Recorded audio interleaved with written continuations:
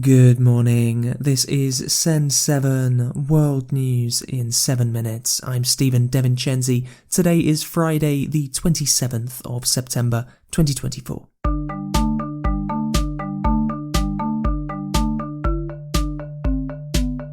Starting in Europe today, in Ukraine, the Russian army has entered the town of Vuhledar in Donetsk region.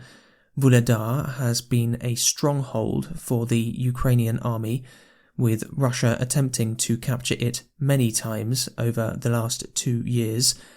Military analysts expect Russia to conquer Vuhledar within the next few days. In Russia's Kursk region, there has been extensive fighting over the last few days. However, Russian forces have not recaptured areas that Ukraine controls.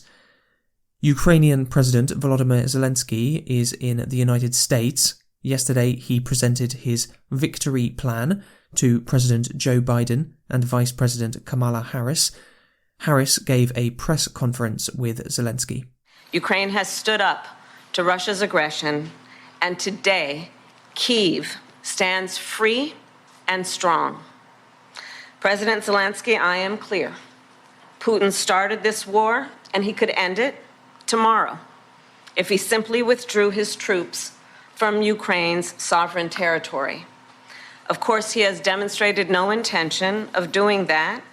Instead, he continues to assault civilian infrastructure and terrorize the people of Ukraine.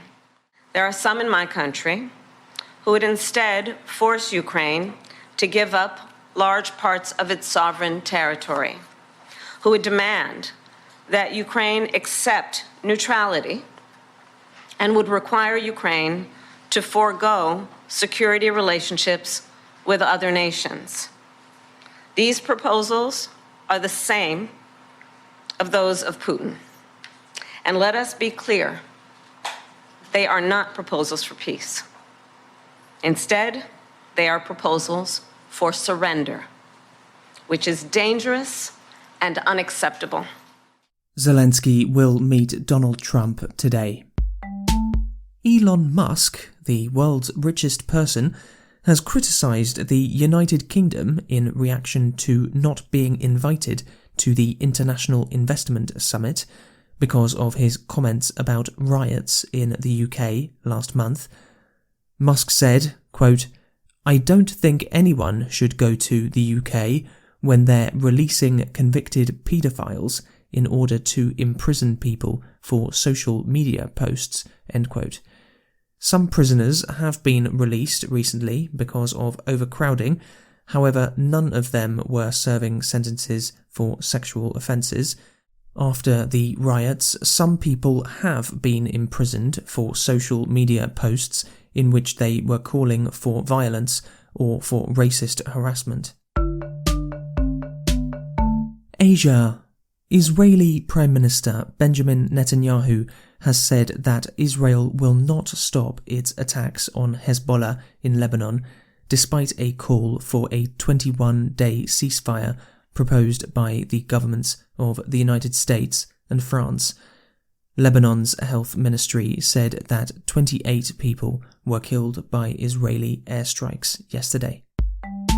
South Korea has said that it will give homes to 500,000 dogs which have been bred for food. In January, South Korea passed a law to gradually ban eating dogs, with a total ban starting in 2027. The Agriculture Ministry has said that it will spend the equivalent of $75 million to help dog farmers and dog restaurants to change their businesses. Eating dogs is relatively rare in South Korea, and surveys show that around 80% of people support the ban. The countries where the most dogs are eaten are China and Vietnam.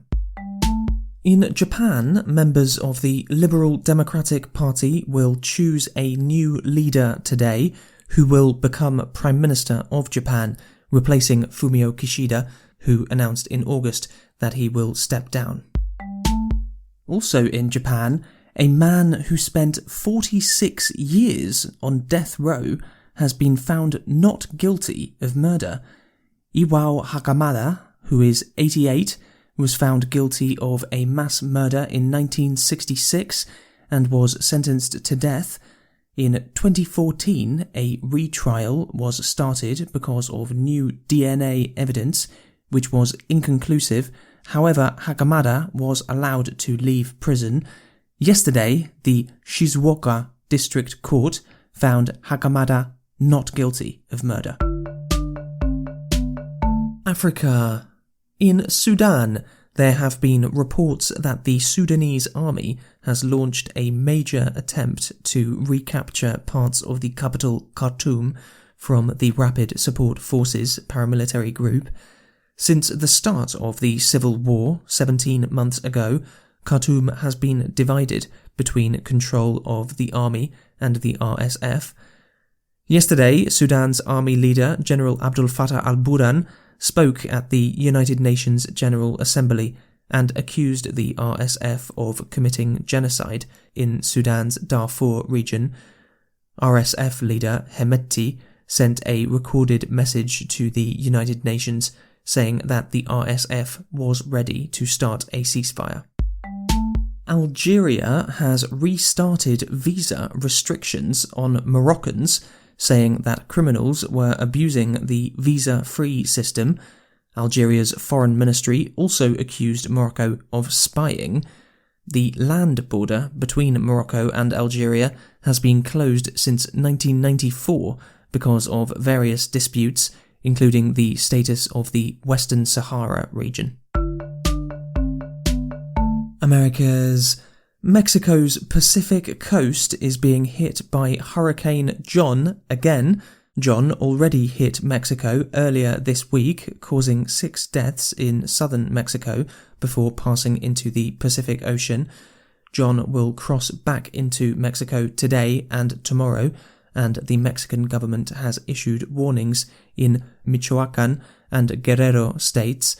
In the United States, the state of Florida is preparing to be hit by Hurricane Helene. And also in the United States, a 3D printed hotel is being built in Texas. Construction has already started on the El Cosmico Hotel, which is being built using a 3D printer by the company Icon, which is 5 meters tall and 14 meters wide. A big thank you to José Luis in Spain, H in Taiwan, and Marco in Italy for becoming our newest supporters. If you'd like to help to support us, have access to the transcripts of every episode, and our weekly worksheets and world news quiz, you can become a supporter at send7.org.